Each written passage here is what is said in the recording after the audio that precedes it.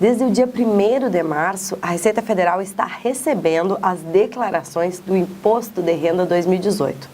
O Câmara Entrevista de hoje vai ser para sanar todas as dúvidas dos contribuintes. Vamos conversar com o auditor fiscal da Receita Federal em Bagé, Alexandre Silveira de Vasconcelos. Olá, Alexandre, obrigada por ter aceito o nosso convite para estar aqui conosco.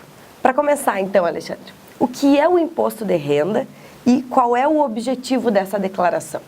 Bom, o Imposto de Renda é uma declaração que todos os contribuintes devem prestar à Receita Federal. Certo? Ela serve para coletar informações e para declarar os seus rendimentos, né, para o Imposto de Renda. Certo? E como a pessoa sabe se ela é isenta ou se deve declarar a renda? Todo ano há uma atualização dos valores que são isentos e dos que estão sujeitos à declaração. Para 2018, estão obrigados a declarar quem ganhou rendimentos tributáveis acima de R$ 28.559,70, certo? E mais outras situações também.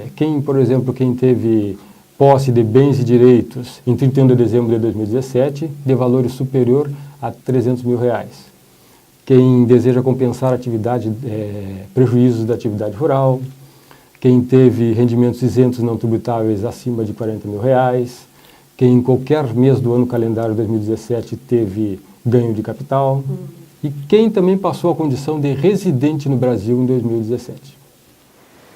O imposto de renda ele é cobrado em cima de tudo aquilo que o contribuinte ganhou em um ano, né? Quando esse valor é superior ao determinado, aos 28 mil nesse ano no caso.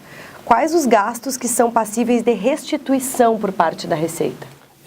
Não são restituição, são gastos que são passíveis de deduzir dos rendimentos tributáveis. Então, o contribuinte pode deduzir gastos com instrução de seus dependentes, gastos com despesas médicas e o próprio gasto com dependente, certo?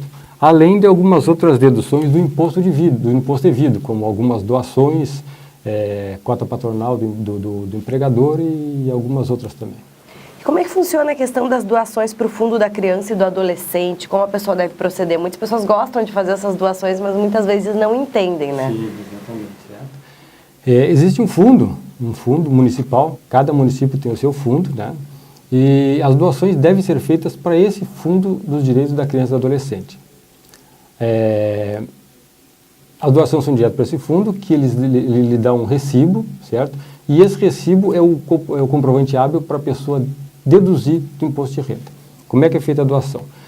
Essa doação para o fundo dos direitos da criança e do adolescente, ela tem um limite de 3% do imposto devido, certo? Mas aí a pessoa vai perguntar, mas como é que eu vou saber quanto é que eu vou pagar? Eu não declarei ainda. É feito por estimativa, certo? Até porque é uma doação. Se ela quiser doar além dos 3%, ela pode doar também lá. Os 3% é o que vai ser reduzido. Os 3% é somente o que vai ser deduzido. Além dos 3%, essa dedução está limitada também a um limite global, junto com outras deduções, no total de 6% do imposto devido, certo? A doação tem que ser feita como? Na própria declaração do imposto de renda, certo? Até o dia 30 de abril, o contribuinte faz a doação, certo? Declara, na própria doação emite um DARF de pagamento também lá, e esse DARF tem que ser pago até o dia 30 de abril. Se não for pago até o dia 30 de abril, a doação ela é glosada. Mas continua havendo a doação para o fundo. Então, na própria hora da declaração é que a pessoa escolhe fazer essa doação. Ou antes, né? Só que o recolhimento dessa doação tem que ser feito até o dia 30 de abril. E aí, no caso, a pessoa que que declara o seu imposto através de um contador, deve informar para essa pessoa que quer fazer aquela doação. Sim, perfeitamente. E aluguel? É considerado um gasto dedutível? Não, aluguel não é dedutível. É simplesmente uma declaração que o contribuinte presta para fins de conhecimento da Receita Federal, que vai verificar quem é que recebeu os aluguéis e quem não recebeu. Né? Mas é necessário declarar? Sim, é obrigatório declarar também. Por exemplo, eu pago a faculdade do meu filho. Existe limite de idade para declarar o gasto com despesa de dependente? Sim. O contribuinte que declara dependente e tem despesa de instrução com universidade e faculdade, pode deduzir os gastos dessa universidade, desse tipo de ensino, até a idade de 24 anos. O que é a temida malha fina? A malha fina nada mais é do que um encontro de declarações que a Receita faz.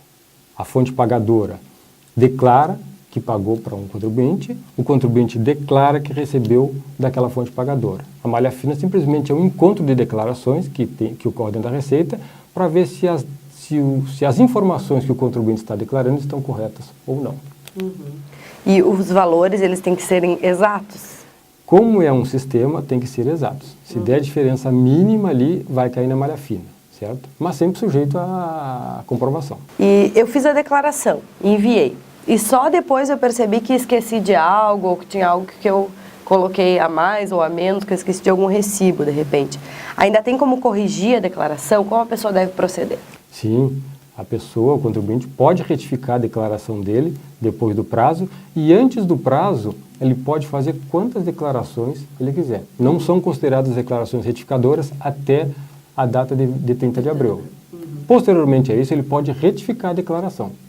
E a minha restituição não foi creditada. O que fazer? Quando sai o resultado dos lotes, né, e a pessoa não recebeu. Aí tem que aguardar. Tem que aguardar porque a Receita faz o quê? Um processamento de todas as declarações. Eles são analisadas lá a nível centralizado e são emitidas notificações para o contribuinte para regularizar a situação. E qual é o prazo para a entrega da declaração? O prazo vai até o dia 30 de abril, às 23 horas, 59 minutos e 59 segundos. Sempre deve ter alguém que deixa para a última hora, né? Com certeza, sempre tem. E tem uma novidade, assim, acredito que foi a partir desse ano, né? A questão que a gente estava conversando nessa entrevista, que as pessoas podem declarar em qualquer lugar agora porque tem o acesso pelo smartphone, né? Sim. Tem uma novidade no imposto de renda esse ano, que é o chamado Meu Imposto de Renda. O que é o Meu Imposto de Renda?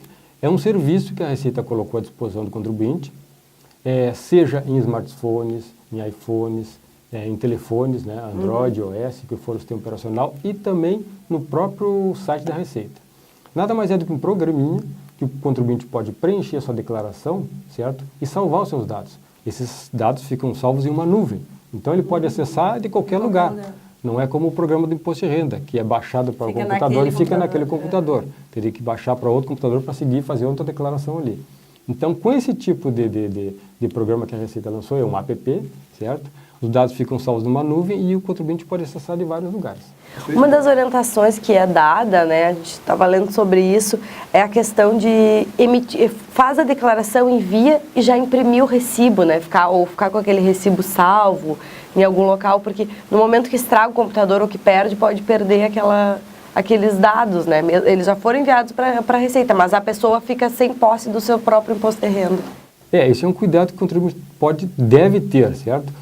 Mas também existe no próprio site da Receita o Centro de Atendimento Virtual, o ECAC, que a pessoa com certificação digital ou sem certificação digital, mas mediante uma senha específica que ele pode cadastrar, ele tem como recuperar suas declarações e os seus recibos também ali. E quem tiver dúvida sobre o imposto de renda, fui declarar meu imposto, mas estou em dúvida, não sei se isso vai, se pode ou não, aonde procurar ajuda?